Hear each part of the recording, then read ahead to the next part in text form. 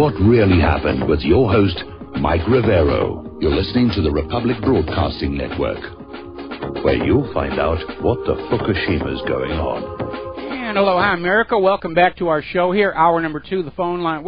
Actually, the phone lines are closed. I've got a lot of stuff to get through before the lovely Lady Claire shows up here. So, anyway, the Russian collusion story is dead.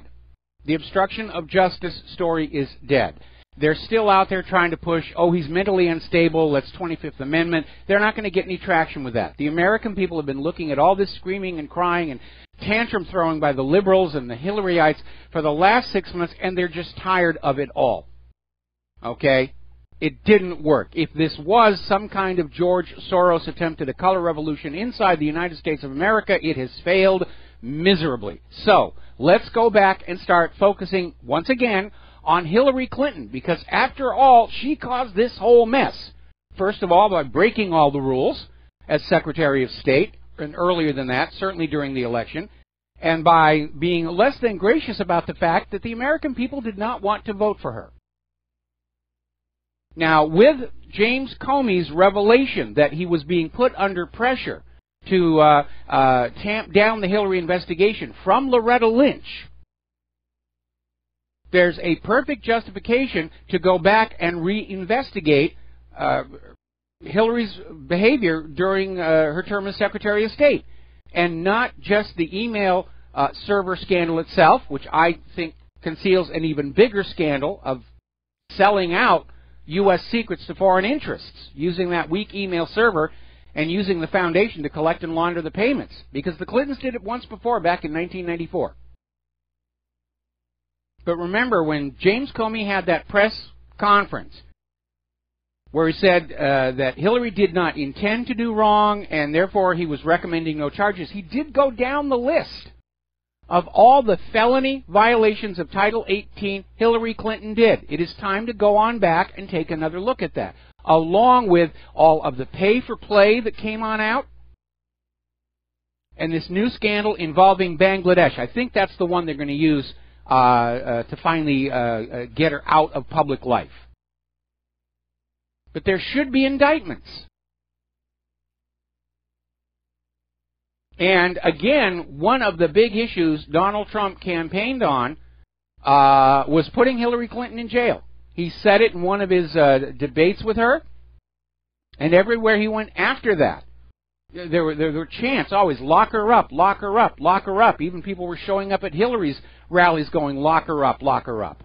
It's something the American people as a whole need to have. They need to have a reason to think there actually is still justice in this country. Trump needs to keep that promise, not out of revenge, not out of vindictiveness, but because the American people need a sign that we are still a nation of laws and not just of powerful, corrupt individuals. Now, Hillary Clinton is still out there flapping her gums around there about how we can end terrorism if we understand other cultures' food. And a lot of people wish she would go away. Hillary Clinton is now out there. She's got somebody else to blame for losing the election, the Internet. She's saying it's apparently in her eyes the Internet is sexist. Oh, the Internet is sexist. The Internet is not a friendly place for women. No, the Internet is not a friendly place for liars. That is why it is so fundamentally different than the corporate media. The corporate media can put out whatever lies they want, like Lee Harvey Oswald acted all by himself, and there's no feedback coming back in. People weren't able to talk back and forth to each other on a grand scale. Today, the Internet is this almost purest distillation of democracy, where if somebody puts out something that's wrong, immediately there's a chorus of voices saying, no, that's not what's going on here. Humans are warming the earth. Really? Look at all the snow I'm shoveling out from in front of my house. That's why we keep joking that in the age of the Internet and the independent media, the life expectancy of a government or corporate lie can be clocked with an egg timer. And that really is true. Now, apparently the State Department is getting ready to respond to Chuck Grassley's request for a probe into alleged misuse of power involving Hillary's staff pressuring the Bangladesh government to drop an investigation into Dr. Mohammed Yunus, a leader of two different organizations that were top donors to the Clinton Foundation. Now, it's going to be hard to kind of say, well, that's within the normal course of business for Secretary of State. The question is, how many people at the State Department are still loyal to Hillary versus how many are fed up with her? So we'll see what's going to happen on that. But right now, Donald Trump dares not let Hillary Clinton escape from any of this, or it will destroy any illusion that we are still a nation of laws. Donald Trump needs to reassure the American people the system is still working, and the American people need Hillary to be brought down, or they're going to lose all trust and confidence in the government, regardless of anything else that Donald Trump does. We're at that threshold moment. If we do not see justice done now, if we do not see the laws enforced that James Comey admitted Hillary Clinton broke, then it's really going to be the beginning of a Soviet-style collapse of the U.S. federal government. We're going to do a quick shout-out to our on-air affiliates just now rejoining our network.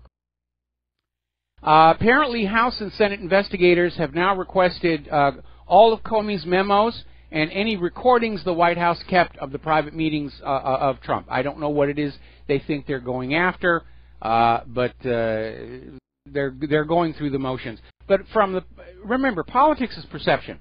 And as of right now, the public perception is this whole Russia collusion, obstruction of justice. It was just a big nothing. It was a tantrum thrown by Hillary's supporters. And I think that's a really good illustration of how liberals are utopianists who want the world to be the way they dream it to be. We dream of Hillary as president. She's not president. Well, we're going to go on dreaming, and we're going to try and get everybody else to go along with the dream. And that didn't work. Now, turning over to the war zones, while we were all being distracted by Comey's testimony, and it was fun to watch, the U.S. has once again bombed the Syrian government forces who were fighting against ISIS.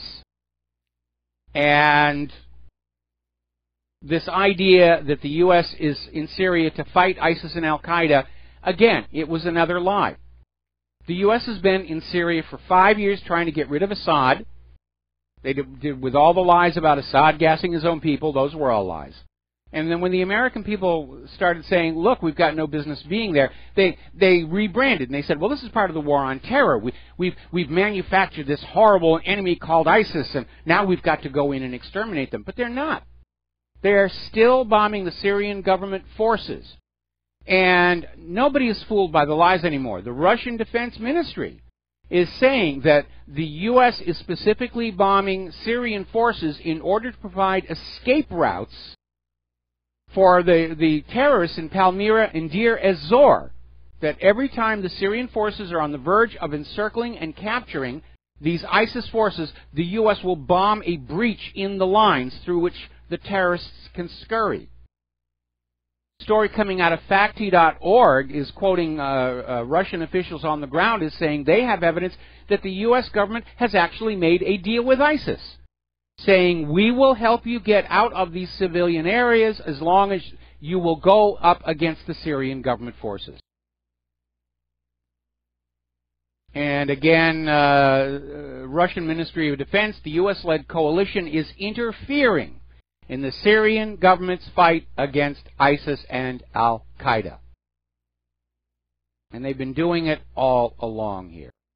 Now, as you know, a lot of people are very concerned. The U.S. government has now bombed pro-Syrian government forces 3 times. And everyone's saying, well, this is really ramping up the tensions here. Well, the U.S. State Department spokesperson, Heather Nauert, I think that's pronounced, said in a briefing on Thursdays, no, this is not an escalation.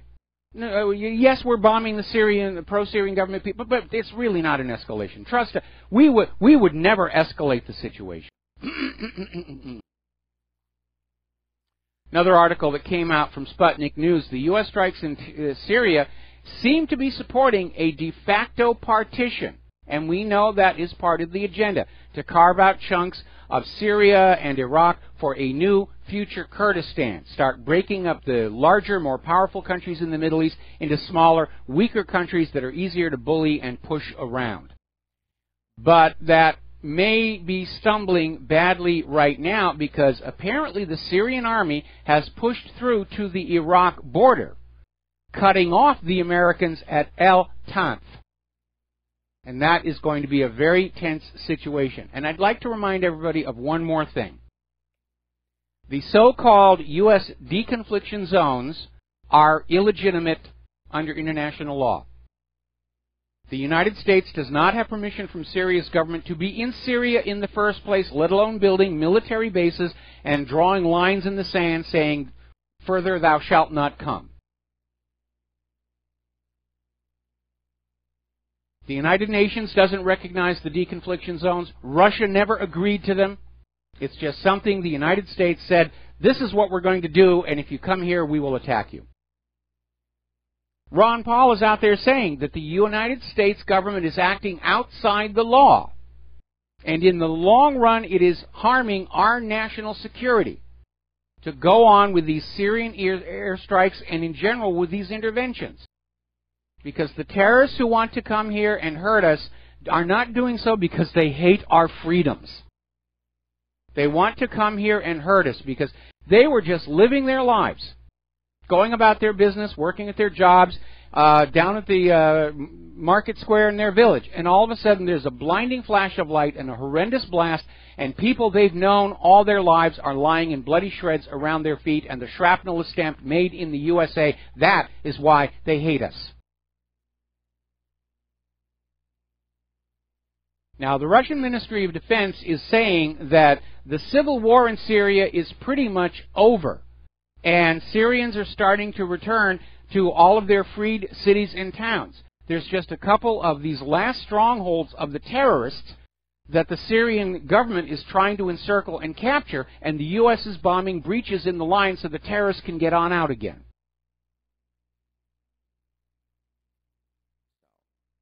Apparently the Syrian army is advancing in Raqqa, and apparently ISIS has surrendered large chunks of territory to the Syrian government forces in Raqqa and Homs. If the U.S. wasn't in there protecting the terrorists, this war would have been over a long time ago. Syrian army has gained control over parts of the border with Jordan.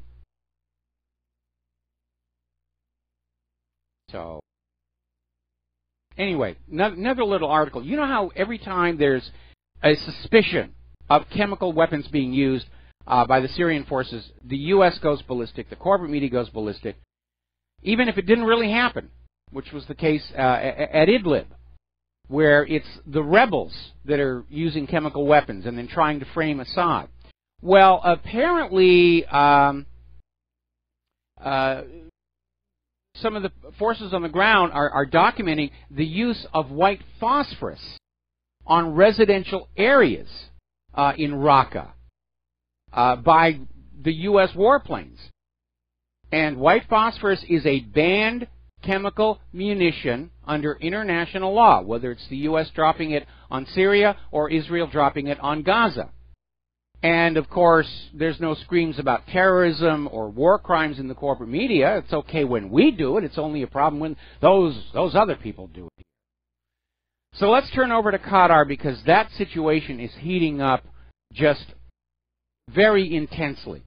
I found this article from a while back where apparently 3 of Qatar's natural gas companies, because liquefied natural gas is Qatar's main export, and they merged together to form a very large single corporation that was a rival to other oil corporations in the region. And I'm wondering, was that the real reason why Qatar went from being a U.S. friend to a U.S. enemy as fast as it did?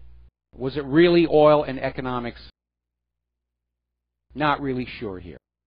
But over at the United Arab Emirates, their foreign minister is hinting at support for a regime change. in Qatar. We need to put in new leadership to take charge in Doha. So, yeah, it's another regime change. Saudi Arabia, proving that they are a champion of free speech and human rights, has issued, imposed a 10,000 rial fine for anybody watching Al Jazeera. And by the way, Al Jazeera's website has been hit with a massive distributed denial of service attack to take it offline. Remember, we were talking about these other countries in the area. If you express any sympathy for Qatar, you can go to jail.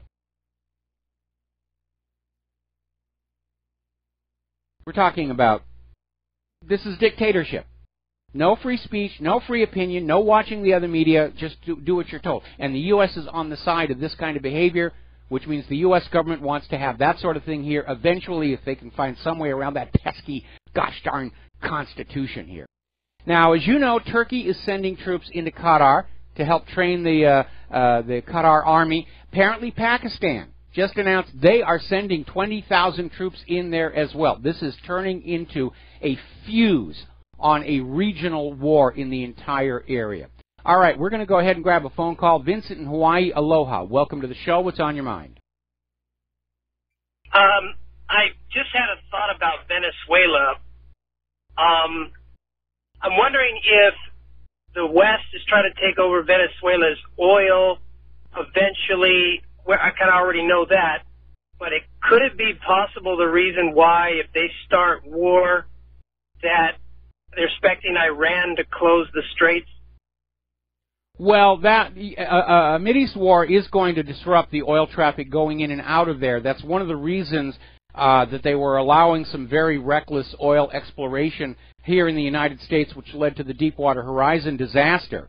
But the United States has a lot of oil. They're just fighting over what currency other countries sell their oil for. And Venezuela got put on the special high-interest targets list because back when Hugo Chavez was running the place, they were selling Venezuela's oil for the yuan rather than the dollar.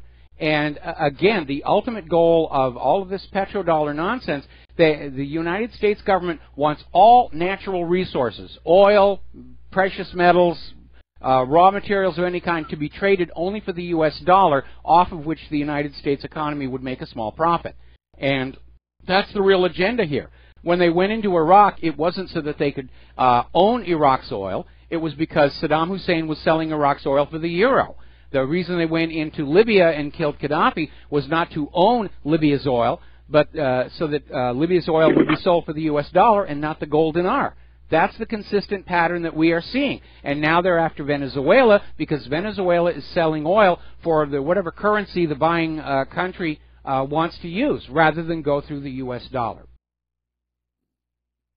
Okay, so one other quick question then. There's been reports that the U.S. has been hiding a lot of oil reserves.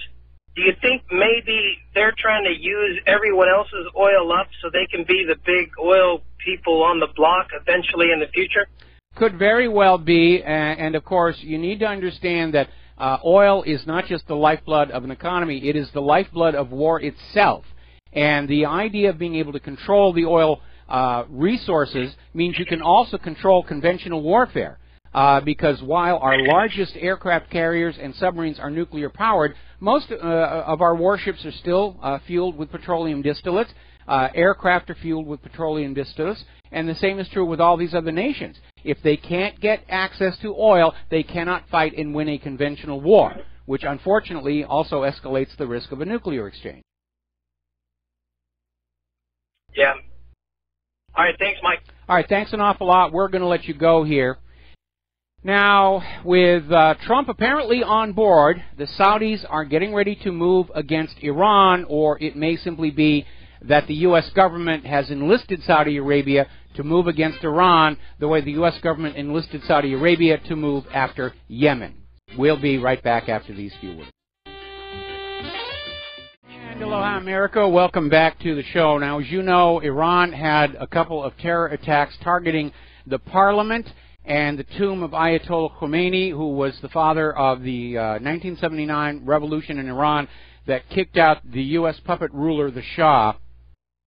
And because those were the targets, it's pretty obvious whose interests, whose motives were being served. And the Islamic Revolutionary Guards Corps senior commander is saying this wasn't ISIS. Anybody can call up and say, I'm ISIS and I did it.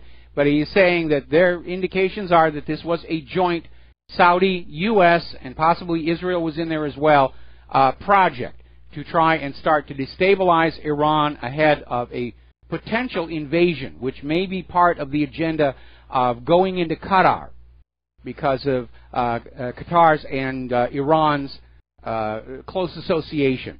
But everybody's piling on in, and this story that Pakistan is sending troops should be ringing alarm bells to everybody, because if Pakistan gets dragged into this regional war and it gets out of control, everybody needs to remember Pakistan does have nuclear weapons. So this is getting so dangerously close. Now, apparently over in Iraq, the Islamic State there is crumbling, and that's the good news. The bad news is that the remnants of these Islamic groups are now acting like vigilantes, and they're running amok all over Iraq, just taking out their rage and their frustration on ordinary people. But those Iraqis who've been living in areas controlled by ISIS, they've suffered torture, the killing of family members, females being sold into sexual slavery, and, of course, constant indoctrination of their children to become supporters of ISIS. Meanwhile, over in Yemen, the World Health Organization is saying that Yemen's cholera outbreak is intensifying, and the government of Yemen is simply unable to keep pace with the spread of the disease, and they've declared a state of emergency in Sana'a. And one more time, I have to go on back and say, are we looking at a case of biological warfare here directed against the civilians of Yemen? Because we're seeing all these other governments that are out there using banned chemical weapons, such as white phosphorus, sarin, VX. It's not that much of a stretch of imagination to wonder if Saudi Arabia planted the cholera in there. Now, claiming that this is deterrence in action, the United States, along with Bulgaria, Hungary, and Romania, are going to have a huge military exercise involving tens of thousands of troops near the Russian borders. Because Russia is the aggressor. Russia is getting ready to come on in here, so we have to do it first. Russia destroyed the radio transmitter at Gleiwitz. We have to invade now. Meanwhile, Israel is advancing plans for an additional 3,000 homes in West Bank settlements, despite Trump's call to maybe put a hold on such projects in the interest of restarting the peace project. Well, again, everybody has to want peace for peace to happen. If you have anybody in there that doesn't want peace, it's not going to happen. And Israel does not want peace. They want it all. They want the Palestinians gone. They want Eretz Israel from the Nile to the Euphrates. And as long as the United States government is writing them all these checks for weapons and protecting them at the United Nations, Israel is going to continue to behave like a rogue state. Now, as you know, earlier in the week, North Korea fired a series of test missiles. They were initially reported as more ICBMs to try and get the fear factor going. And as it turns out, they were testing shore-to-ship, anti-ship missiles, which are very clearly defensive. And North Korea has now announced these are a brand new design. They're testing a brand new anti-ship missile. Now, the United Nations is out there saying there shouldn't be any nuclear weapons and so forth, but all nations are allowed to have defensive weapons. We'll be right back after these commercials. Aloha, America. Welcome back to our show here, and talk about an unrepentant media. The New York Times has this story out here by Peter Baker. For Trump, the cloud just grew that much darker. And again, the New York Times is hoping that their readers did not actually listen to the hearings. or did not read the transcripts, because they're spinning this that Comey felt pressured. The comment lifting the cloud. And they're saying this is going to hover over his presidency for months, if not years. No, the corporate media is going to go on flogging this dead horse for months, if not years. But if you look at the readership numbers, viewership numbers of the corporate media, if you take into consideration that poll we mentioned earlier in the show, 72% of young Americans think the corporate media went after Donald Trump without any basis whatsoever. The corporate media is killing itself. And I understand that they are trapped. The people who pay the bills at the corporate media pay them to promote certain agendas. And I would like to hope that the people who actually work in the corporate media understand something very basic. That at the point where they can't convince anybody anymore of the agendas, the people who are signing those checks, they'll cut the money off without regret. If you're not useful, you're disposable.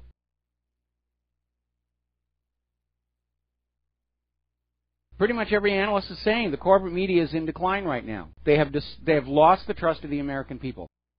They are in the middle of an incredible credibility crisis of their own making. And I have no sympathy for them whatsoever.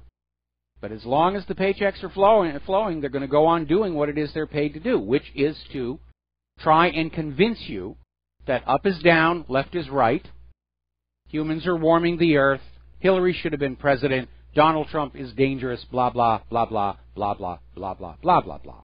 Okay, now, apparently following this massive bankruptcy down in Puerto Rico, it has somehow re-energized the independence movement down there. Puerto Rico wants to stop being a territory of the United States and just become its own nation, because they are feeling that as a territory they were unfairly exploited by U.S. business interests, and that is something virtually every U.S. territory goes through, including here in the state of Hawaii.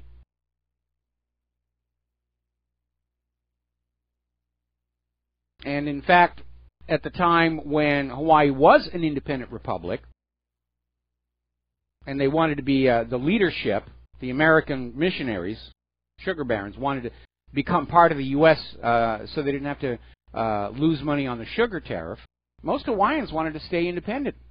But it was all about money. It was all about wealth and the money junkies. It seemed to wreck the planet throughout history for the rest of everybody. But apparently the pro-independence group FALN, the former leader, Oscar Lopez Rivera, is out there and saying, yeah, it's time to start talking about independence of Puerto Rico. Now, 6 months ago, the U.S. government seized 2 properties belonging to Russia. They were diplomatic facilities, and the U.S. seized them, saying that we have evidence they were being used for espionage purposes. And by the way, in Google Earth, I hunted down these 2 properties, and they're not ideally situated for espionage. They were way out in the rural areas. They were diplomatic facilities. One was a school, I think. Well, Russia is now saying that if these 2 diplomatic compounds are not returned by July, that Russia in turn will start seizing U.S. diplomatic property in Moscow. Sort of a tit for tat. Now, the U.S. in seizing these diplomatic properties was in violation of international law and diplomatic protocol. But it was just part of that goading Russia, Russia bad thing that we've all been having to deal with all this time.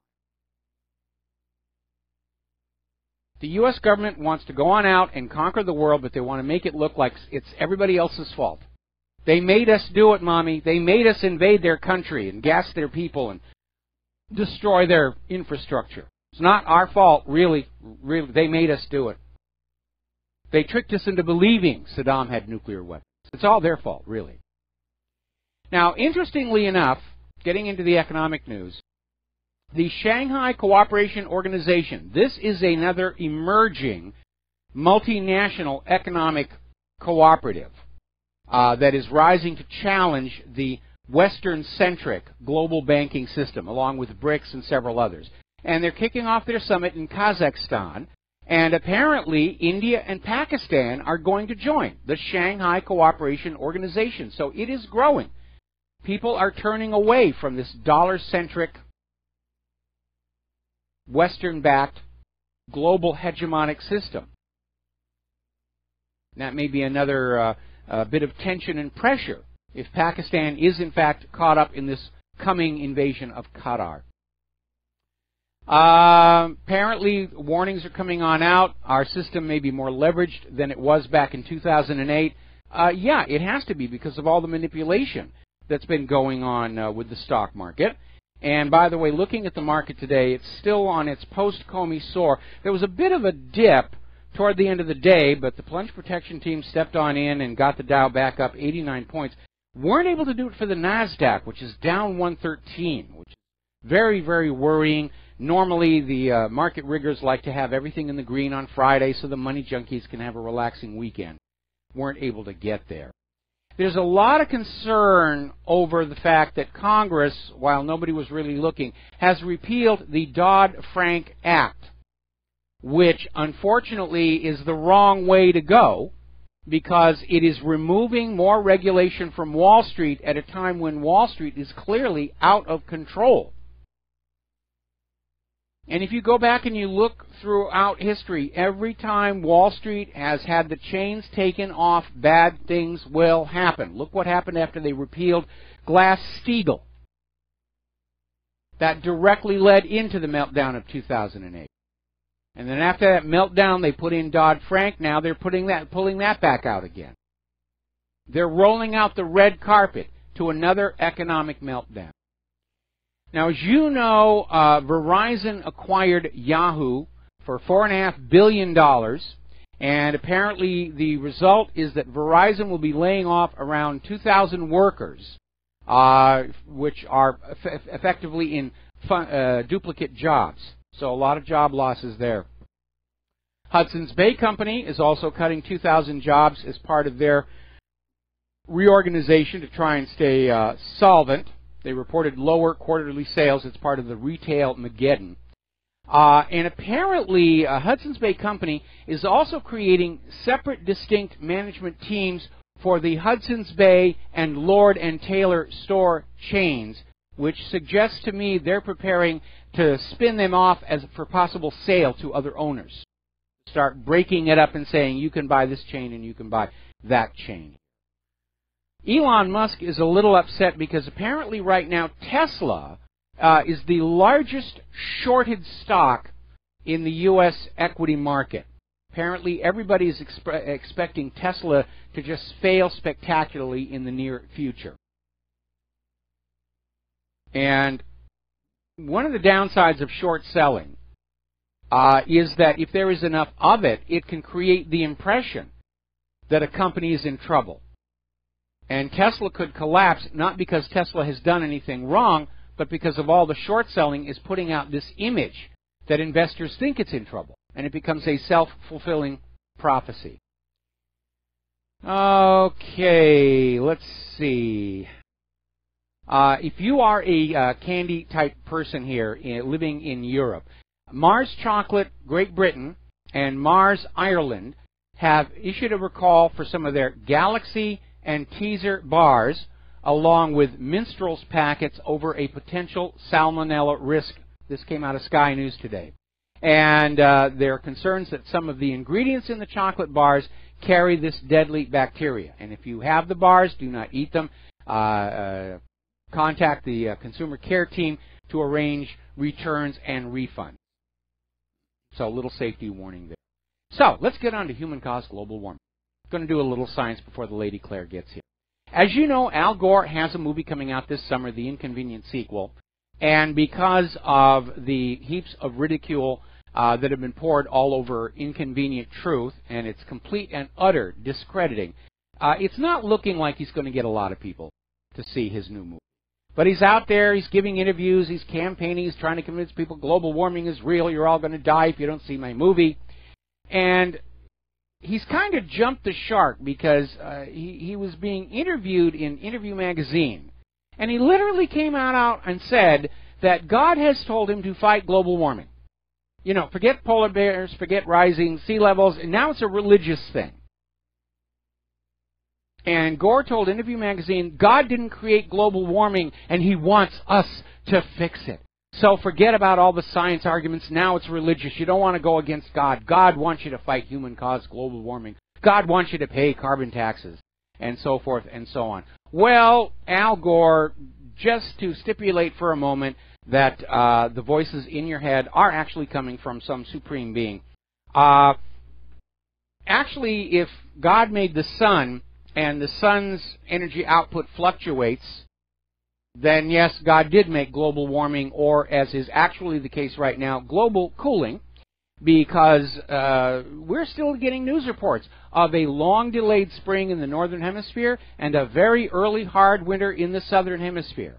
But maybe Al Gore is sort of being loose with his label about God, because we found this flashback article where George Soros paid Al Gore millions to push the global warming agenda. Because remember, the global warming agenda is one of the pillars underneath the push for a global government. The first was a global pandemic requiring surrendering our sovereignty to a global health authority. Then there was human-caused global warming, which said we have to surrender our sovereignty to a global environmental authority. And then the third was going to be a global financial meltdown, which seems to be on track, which would lead to a call that we surrender our economic independence and sovereignty to a global private central bank. That one I don't think is going to work, because around the world, more and more citizens of more and more countries enslaved to private central banks have come to understand it is that private central bank and its practice of issuing the public currency as a loan at interest that has impoverished nations, driven them into starvation and eventual war. So I don't think that one is really going to work. Okay? All right, we're going to grab a couple of phone calls. Fred in Michigan, aloha. Welcome to the show. What's on your mind? Aloha, Michael. You mentioned Cotter and Heather. Cotter with respect to the liquefied natural gas. Yes. They're promoting. And then you mentioned Heather, whomever in the U.S. State Department.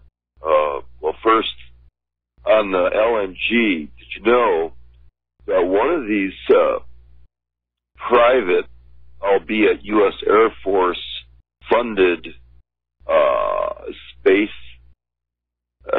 program companies, I don't know if it was Rocketdyne or SpaceX, one of them is using liquefied natural gas instead of kerosene or the other fuel because it's much easier to combust fully. Yes. And the same would be true of internal combustion engines. Much easier to fully combust, much cleaner burning. Well, there are vehicles, fleet vehicles that are powered by natural gas for that very reason. Using LNG in a motor vehicle is problematic because of the requirements for the cryogenics. The reason for the LNG in rocket engines has to do not just with the efficiency of its combustion, but the speed. So you get more of a specific impulse out of it and more energy. There are fleet vehicles that have been using just tanks of compressed natural gas for many, many years now, and it does work very well. You know, Mike, there's also now, I think it's Pennzoil, they've been promoting since last fall a new oil that's manufactured from natural gas, and I'm sure.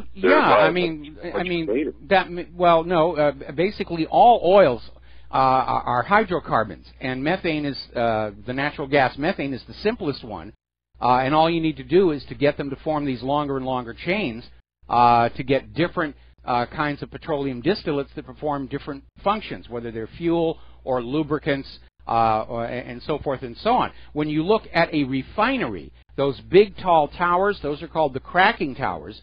And what they're doing is they're taking the raw petroleum from the ground and they put it in there, and it separates out to the different kinds of petroleum compounds. That's why there are these little pipes that go up to different levels on that tower, because they're sucking out different materials. Amazing. Michael, I gotta appeal to you on this basis. I did mention Heather, and I suspect she is of the same ethno-spiritual group as Victoria Nuland, Jeffrey Pyatt, who previously were celebrating the $6 billion coup d'etat investment in Ukraine. I'm really baffled why the Trump folks are not revisiting that. And also, Michael, wasn't it true during the Clintonista crime regime in the early 90s, we had all these U.S. military base closures that were supervised by none other than everyone's favorite international Green Cross Al Gore operative, Mikhail Gorbachev, out of the Presidio, and none other than Ollie North from Iran-Contra fame. They were supervising U.S. military base closures in the early 90s. Well, back then in the early 90s, hang on, I have to cut you off because we're about to hit a commercial break and I'm going to have to let you go. Back in the early 90s, the Soviet Union had collapsed. The new Russian republics were friends with everybody, and it was reasonable to say the U.S. doesn't need all these military bases around the world. We still have over 700. It's not like we could close a few and it would be any kind of a problem. Okay, Fred, got to let you go. We'll be right back after these few words. Please don't call on in because we're going to close the phone lines for the rest of the show. We're coming up on the top of the hour, and the lovely Lady Claire, and we've got so much stuff to cover. Apparently, the U.S. Government is now claiming they have shot down a drone in Syria operated by the pro-Assad forces, further underscoring that the U.S. government is not in Syria to get ISIS and Al-Qaeda. Alrighty, getting on back here. Now, Judge Janine is out there basically saying that Comey has leaked classified information before, and she was there on Fox News. So this should justify an investigation into Comey himself, and I think that would be a very, very good thing. Apparently, there's a new Android malware called DBMap, and it is apparently the first Android malware with code injection. And it's posing as a game, and it was basically at the Google Play Store before they found out what was going on and removed it. And again, this whole situation with malware, it's totally out of control, and nobody seems to want to do anything about it. If you have one of those interactive voice gizmos in your home that will give you the weather or the headlines or play music, and you activate it by calling its name, well, in order for that to work, the device has to be listening all the time to everything being said around it. And there is a new concern that hackers can get into that stream feed, because remember, the voice recognition is not inside that device. All that is a microphone and a speaker and an internet connection. And the voice recognition is done on remote servers.